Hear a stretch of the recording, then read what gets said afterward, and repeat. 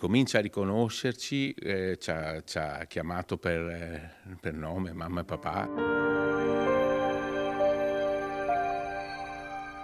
Sentirsi richiamare mamma o papà è una cosa che da prima che sembrava che non ci fosse nessunissima speranza di risveglio, a sentirsi soltanto dire quelle 2 parole è stata una cosa meravigliosa. La voce si spezza per un istante, ma gli occhi di Marco sono quelli di un papà che vive un presente e guarda a un futuro fatti di speranza.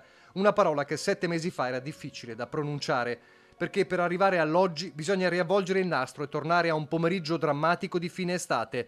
28 agosto 2025 lungo La Gordina a Sedico, nel Bellunese, dove l'auto della famiglia veneziana formata da Marco Righi, la moglie Claudia e la figlia Lisa di 14 anni si trova coinvolta in uno schianto terribile.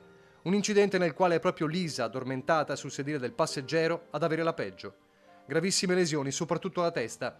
La corsa in ospedale, la battaglia per la vita nella terapia intensiva dell'ospedale di Treviso. I medici riescono a salvarla, ma dopo un mese di coma, quando viene trasferita in pediatria, arriva la notizia ferale. Quando era appena uscita dalla terapia intensiva, ci avevano dato questa terribile notizia: non c'è speranza. E praticamente nostra figlia sarebbe rimasta in uno stato vegetativo permanente, che non c'era nessun modo per cui lei si potesse risvegliare. Si può immaginare, dopo una notizia del genere, c'è stata disperazione. Un macigno impensabile, insostenibile per tutti.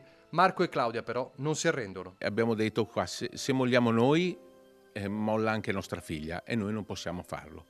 E quindi, nonostante ci avessero dato questa terribile notizia, in cuor nostro eravamo sicuri che non era così. È una cosa difficile da spiegare, ma è arrivata questa convinzione. E allora la battaglia per Lisa va avanti. Viene trasferita all'ospedale di Vicenza, a seguirla l'unità spinale e gravi cerebrolesi guidata dal dottor Gianettore Bertagnoni. E lì è avvenuto questo miracolo. Dopo una decina di giorni che eravamo presso l'ospedale di Vicenza, ci sono stati dei primi segnali di risveglio. Una cosa insperata. All'inizio è anche un semplice movimento di un dito, però quel movimento del dito è stata una enorme speranza che si è accesa immediatamente. Poi gli occhi che si aprono lentamente e quelle parole che valgono più di tutto: mamma e papà. Nostra figlia ha cominciato un percorso di risveglio lento ma costante e che sta continuando. È sempre incerto l'esito, però intanto c'è.